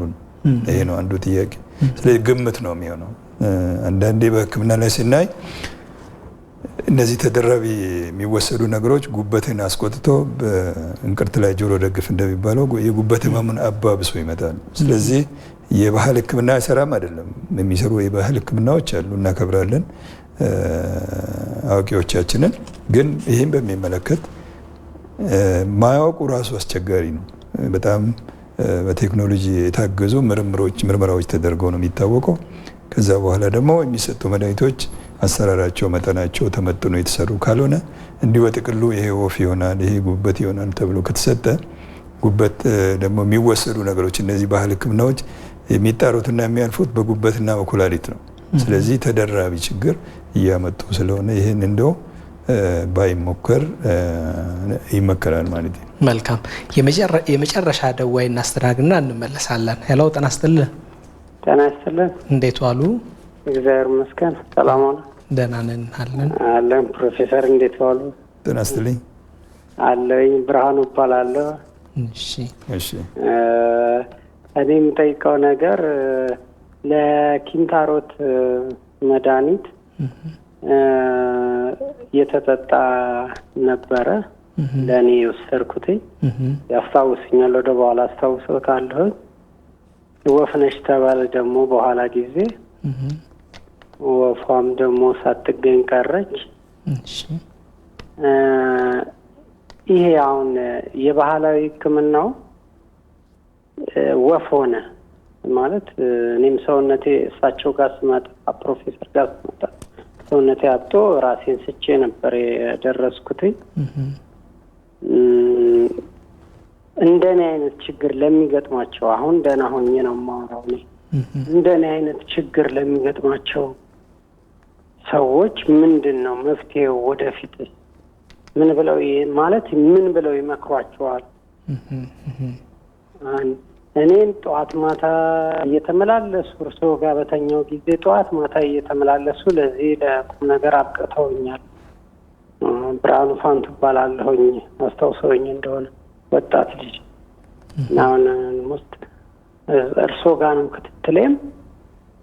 ግን በቃ ይሄ የባህል መድኃኒቷ መጠኗ ነው እየጎዳ ያለው፣ ወደዚህ ወደ ጉበት የሚያርፈው ነገር ያለው ይመስለኛል። እኔ ከዛ በፊት ጤነኛ ነኝ፣ መጠጥም አላውቅም። በኋላ ነው ይሄን የባህል ሕክምና ከወሰድኩ በኋላ የሚጠጣውን ከወሰድኩ በኋላ ነው። ከእንደገና ደግሞ ወፍ ነሽ ተባልኩ። ለወፏ ደግሞ መድኃኒት ወሰድኩኝ እና እንዲህ ያሉ ነገሮችን ምንድን ነው መከላከል የምንችለው? እኔስ በዚህ ያለፈልኝ ብዙ ወጣቶችና ብዙ እንትኖች ይሄ ኪንታሮት ህመም በሕክምና አይድንም ብለው የሚያስቡ ኢትዮጵያኖች አሉ። እና ይሄ ነገር ምንድን ነው መፍትሄው? ወደፊት እንዴት ነው? በባህላዊ ነው። ባህላዊ መጠነኛ አይደለም። እኔ ስመጣ ያስታውሱኛል። እሺ ብርሃኑ፣ እናመሰግናለን። ጥያቄው ግልጽ ነው፣ ተደምጧል፣ ምላሽ ይሰጥበታል። ይከታተሉ። መልካም ፕሮፌሰር፣ ቀደም ሲል ያነሷቸው ነጥቦች አሉ። እንደው ማጠናከር የሚፈልጉ ከሆነ እዚቹ ላይ ይጨምሩልንና እንደው የመከላከልና የጥንቃቄ ጉዳዮችን ብንሄድባቸዋለን። ምናልባት እሳቸው ያነሱት ላይ ተጨማሪ ነገር ካነሱልን ብዬ ወደ መከላከሉ ከመሄዳችን በፊት የመጨረሻውን ጥያቄ እንግዲህ ክንታሮት ሁለት አይነት ነው። አንደኛው ቆዳ ላይ የሚወጡ ክንታሮቶች አሉ። ሌላው ፍንጥጣ አካባቢ የሚወጡ ምናልባት የፍንጥጣው ሊሆን ይችላል የሚል ጥርጣሬ ነው ያለኝ። እንግዲህ የዚህኛው ፍንጥጣ አካባቢ የደም ስሮች መስፋት ማለት ነው። ክንታሮት ሌላ የጢ ካንሰር ምናምን ሳይሆን ልክ እንደ የእግር ቫሪኮስ የደም ስር መስፋት ነው። አንዳንዴ ሰፍቶ አብጦ ህመምና መድማትን የሚያስከትል ለዚህ እንግዲህ ራሱን የቻለ የመድኃኒት ሕክምና በኢንዶስኮፒ የሚደረግ ሕክምና ከዚህም ካለፈ በኦፕሬሽን እንዲወጣ እንዲቋጠር ይደረጋል። ከዚህ ውጭ በመጠጣት የባህል ሕክምና በመጠጣት ክንታሮት ራሱ የሚታከምበት መንገድ የለም። አንዱ ችግር ይሄ ነው። ጠያቂው ያነሱት በጣም ጥሩ ጥያቄ ነው። ምክንያቱም በሀገራችን አንድ ቁጥር የጉበት ህመም የሚያስከትሉት የጉበት ቫይረሶች ናቸው።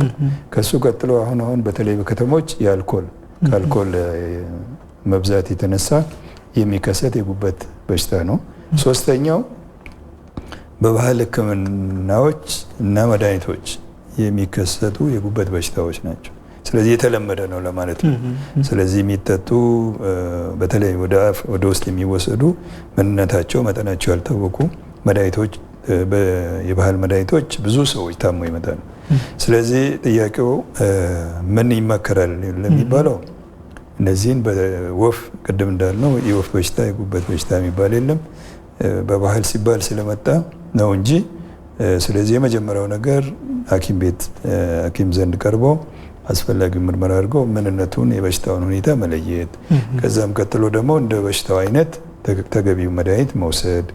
የባህል ህክምናዎች እንግዲህ ትልቁ ፈተና አንደኛ በሽታውን ማወቁ፣ ሁለተኛው መድኃኒቶቹ ምን እንደሚሰሩና መጠናቸው ምን እንደሆነ ሌሎች ሀገሮችም አሉ፣ ዩኒቨርሲቲዎችም አሉ፣ አሜሪካም፣ ኮሪያም፣ ቻይናም አለ የባህል ህክምና። ግን እነሱ ትንሽ ከዚህ 1-2 ደረጃ ከፍ ብለው መጠናቸውን በእንክብል መልክ ሰርተው ልክ እንደ ፋርማሲ በትምህርትም እስከ ዩኒቨርሲቲ ድረስ ያሉባቸው ሀገራት አሉ እና የባህል ህክምና እናከብራለን። ግን ትንሽ እነዚህን ድጋፍ የሚሰጡ በሽታውን ለማወቅ መጠኑን ለመመጠን ስራዎች ይጠበቃሉ።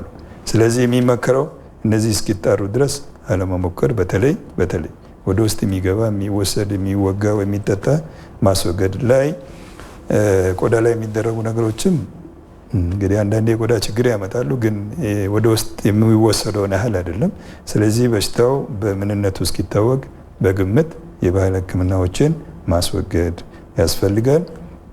የደረሰበት ሰው እንግዲህ በሽታው ከተለየ የሚሰጡ መድኃኒቶች፣ ማስታገሻዎች፣ ድጋፍ ሰጪ ህክምናዎች አሉ። አንዳንድ ጊዜ በጣም ጉዳቱ ከፍተኛ ሲደርስ ጉበትን ነቅሎ ተከላ ድረስ የሚያስከትልበት ሁኔታ አለ። በሀገራችን ይሄ አገልግሎት ባይኖርም እስከዛ ድረስ ይሄዳል። በመድኃኒትና በባህል ህክምና የጉበት መመረዝ የሚመጣ በሽታ ማለት ነው። በጣም ጥሩ። እንደው የመከላከል ሁኔታዎች ላይ እንምጣ። በተለይ ሄፓታይተስ ቢን በተመለከተ መከላከል የሚቻልበት ነገር ካለ እንመልከተው። ምን ነገሮች ሊወሰዱ ይችላሉ የሚለውን አንድ ደዋያችን ያነሱልን ልጆቼ ማስከተብ ይችላለሁ ወይም ልጆቼ ማስከተብ አለብኝ ወይ የሚል ነገር ማስተዋል አብረን እንድናየው ይሄ ነው ጥያቄው። እንግዲህ እሳቸው እንዳሉት ሲ ነው የተገኘው። ለሲ እስካሁን ድረስ ክትባት አልተገኘም፣ ግን በጣም ፈዋሽ የሆነ መድኃኒት አለ። ስለዚህ ታማሚው መድኃኒቱን ወስዶ ከዳኑ ሌላው የቅርብ ቤተሰብ ምንም ስጋት አይኖርበትም ሲን በሚመለከት። እንግዲህ አጠቃላይ መከላከል እንግዲህ ትልቁ መፈክራችን ታመው ከማገግ አስቀድሞ መጠንቀቅ ነው። ይሄ ሁልጊዜም ይሰራል። ምክንያቱም በግለሰብም በሀገር ደረጃም አዋጭውና የተሻለው ይሄ ስለሆነ ሄፓታይትስ እያንዳንዱ ስናይ እንግዲህ ሄፓታይትስ ኤ በምግብና ውሃ መበከል የሚመጣ አብዛኛው ችግር ይሄ ስለሆነ የግልና የአካባቢ ንጽህና መጠበቅ፣ ህመሙ ያለበትን ሰው ቢያንስ ለ1-2 ሳምንት የሚጠቀምበትን የመመገቢያ ቁሳቁሶችን ለብቻ ማድረግ፣ ልጆችም ከሆኑ ለብቻቸው እንዲተኙ ማድረግ። ከዛ በኋላ ያ ሰው ቫይረሱ ከሰውነቱ ይወጣል እስከ 2 ሳምንት። ስለዚህ ንጽህና መጠበቅ ነው እና የተያዘ ሰው እንዳያስተላልፍ መጠንቀቅ ነው።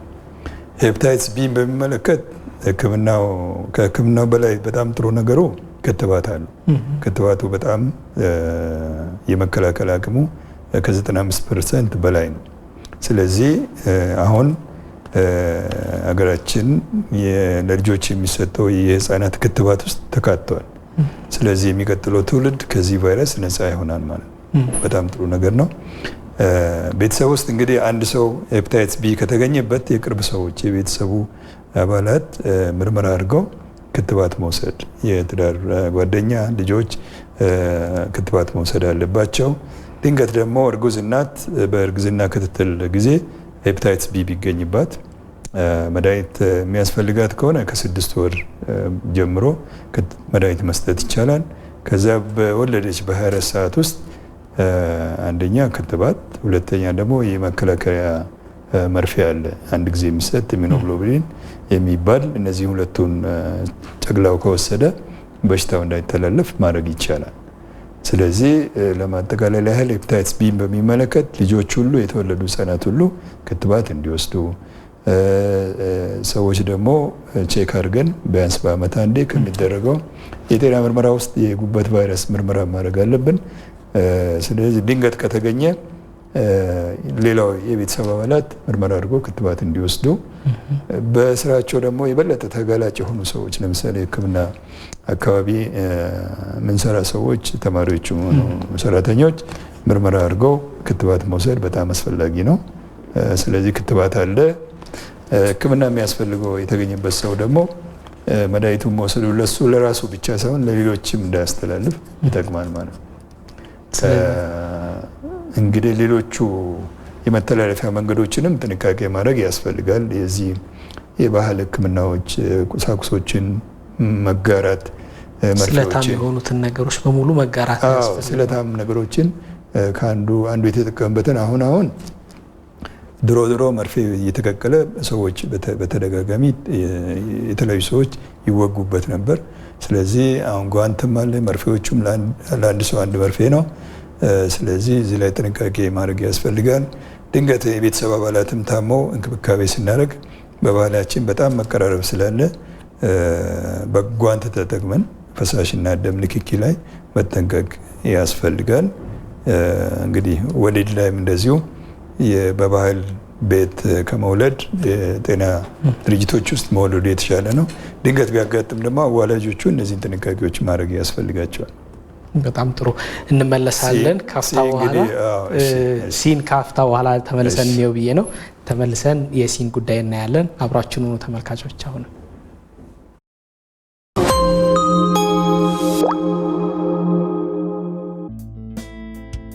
ፍለጋው ጀመረ።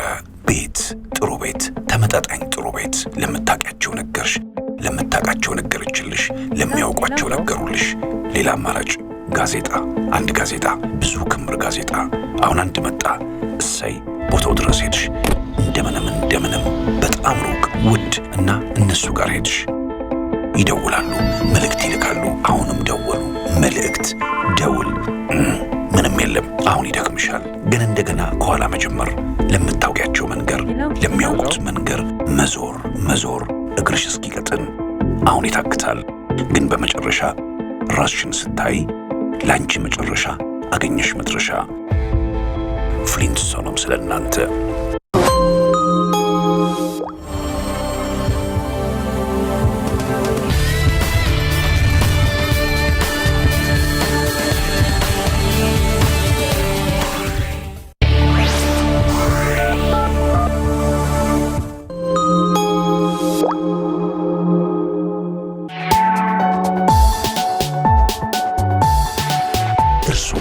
ገንዘቡን ይቆጥቡ። መኖሪያውን መገንባት የኛ ኃላፊነት ነው። ፍሊንትስቶን ሆምስ የናንተ። ጤናው ቤቶ ዝግጅታችን እንደቀጠለ ነው። ወደ መቋጫው እየተቃረብን የምንገኘው ሄፓታይተስ ኤ ቢን ተመልክተናል። በተለይ መከላከል የሚቻልባቸው መንገዶችና ዘዴዎች በሚገባ ተረድተናል። ሲ ላይ እንምጣ። የሲን ማጠቃለያ እናከው ብዬ ነው። እሺ እንግዲህ የሲ መተላለፊያ መንገዱ የደምና የፈሳሽ የሰውነት ፈሳሽ ንክኪ ነው በአብዛኛው። ስለዚህ መርፌዎች፣ ስለታማ ቁሳቁሶች እንደዚሁም የባህል ሕክምና ቁሳቁሶች አንዱ ሰው የተጠቀምበት ሌላው ከተነካካ መተላለፊያ መንገዱ እሱ ነው። ስለዚህ ለመከላከል የመጀመሪያው በሽታው ያለበትን ሰው በማከም አሁን ፍቱን በሆነ መድኃኒት ማዳን ነው። ስለዚህ ወደ ሌሎች የማስተላለፍ እድሉን ዝቅ ያደርገዋል። ሁለተኛው እነዚህ ቁሳቁስ ሕክምና ቁሳቁሶች ወይም ቤት ውስጥ ያሉ ስለታም ቁሳቁሶችን አንዱ የተጠቀምበት ለምሳሌ ጺም መላጫ እንደዚህ የተለያዩ ነገሮችን መጋራት አያስፈልግም። ሌላው ደግሞ ያው ከጋብቻ በፊት ከእርግዝና በፊት እና አመታዊ ጤና ምርመራ ሲደረግ ከሚደረጉት ውስጥ አንዱ የጉበት ቫይረስ ምርመራ ማድረግ ተገቢ ነው። እነዚህም በማድረግና በሽታው የተገኘበትን ሰው ሕክምና በመስጠት መከላከል ይቻላል። ወደ ሌሎቹ ቅርብ ለሚኖሩ ሰዎች እንዳይራባ እንዳይከሰት ወይም እንዳይተላለፍ መከላከል ይቻላል ማለት ነው። በጣም ጥሩ። በስተመጨረሻ ሊያስተላልፉልን የሚፈልጉት ነገር ካለ የችግሩን ግዝፈት ዓለም አቀፍም ቁጥሮች አሉ፣ ኢትዮጵያ ውስጥም ግምቶች ይኖራሉ እና ምን ያህል ከባድ እንደሆነ ትኩረት ለመስጠት እንደው በአሃዝ መዝጋት ቢቻል ጥሩ ይመስለኛል። እውነት ነው። ይሄ በጣም ጠቃሚ ነው። እንግዲህ ዓለም ላይ 1/3 የዓለም ሕዝብ ድረስ በእነዚህ የጉበት ቫይረሶች እንደሚጠቃ የተለያዩ ጥናቶች ያሳያሉ። ሀገራችንም ግምት ብቻ ሳይሆን ሀገራዊ ጥናቶች ተደርጓል። ስለዚህ እስከ 10 ሚሊዮን ህዝብ በእነዚህ ቫይረሶች በተለይ ሄፓታይተስ ቢ እና ሲ እንደተጠቁ በድምሩ ያሳያል። ስለዚህ ከባድ እና በጣም ተንሰራፍቶ የሚገኝ ግን ብዙ ጊዜ ግንዛቤው ያነሰ ብዙ ጊዜ የማንነጋገርበት ችግራችን ነው። ይሄ የሚሆንበት ምክንያት ብዙ ጊዜ ምልክቶች የሉት በሽታው በጣም ስር ሰደው እኛም ሕክምና ላይ ስንሰራ ታካሚውን እኛ ጋር የሚደርሰው ጠንቆቹ ከመጡ በኋላ ስር ከሰደደ በኋላ ሰውነት ጉበት ከተጎዳ በኋላ ነው እንጂ ጥንቃቄው ግንዛቤው በሰፊው ቢታወቅ ጥንቃቄዎች ቢደረጉ ልጆች ክትባት የሚያስፈልጋቸው ሰዎችና ህጻናት ክትባት ቢወስዱ በሽታውም በአብዛኛው መከላከል የምንችላቸው በሽታዎች ናቸው። ስለዚህ ያለኝ መልእክት ምንድነው? ሰፊ በጣም ተንሰራፍቶ የሚገኝ በውስጣችን የሚገኝ በሽታ መሆኑን ማወቅ እና አመታዊ የጤና ምርመራ ማድረግ መስከረም ሲጠባ ከሚደረጉት አንዱ ሌላ ጊዜ እንዳይረሳ አመታዊ የጤና ምርመራ ቤተሰቡ ማድረግ አለበት። ከጋብቻ በፊት ማድረግ ያስፈልጋል። ከእርግዝና በፊት ማድረግ ያስፈልጋል። ከነዛ ውስጥ የጉበት ቫይረስ ምርመራን ማካተትና ሕክምና የሚያስፈልጋቸው ሰዎች ደግሞ ሐኪሞች ከወሰኑ በመሀል አለማቋረጥ ክትትሉን መቀጠል ያስፈልጋልና እዚህ ላይ የባህል ሕክምና የሚባለው በጣም አስቸጋሪ ስለሚሆን እዚህ ባይሞከር በሌሎች የባህል ሕክምናዎች የሚሰሩ ይኖራሉ። ለጉበት ግን አባባሽ ሆነው ነው ያገኘነው። ስለዚህ ባይሞከር የምል ነው። አመሰግናለሁ። በጣም አመሰግናለሁ። ፕሮፌሰር አባተ ባኔ የውስጥ ደዌ የጨጓራ የአንጀትና የጉበት ስፔሻሊስት ሐኪም ናቸው። በአዲስ አበባ ዩኒቨርሲቲ ጤና ሳይንስ ኮሌጅ ጥቁር አንበሳ ሆስፒታል ውስጥ በማከም በመመራመር ላይ ይገኛሉ። ለረጅም ዓመት ይሄንን ነገር እንደሰሩ እናውቃለን። እዚህኛ ፕሮግራም ላይ በተደጋጋሚ በመምጣት ይሄን የመሰለ ሙያዊ ማብራሪያ ስለሚሰጡን እጅግ እናመሰግናለን። አመሰግናለሁ። ተመልካቾች የዛሬው ጤና በቤቶ ዝግጅታችን የተከታተላችሁትን ይመስላል። ለነበረን ቆይታ እጅግ እናመሰግናለን። ሳምንት በሌላ ዝግጅት እንገናኛለን። እስከዚያው በሰላም በጤና ቆዩ።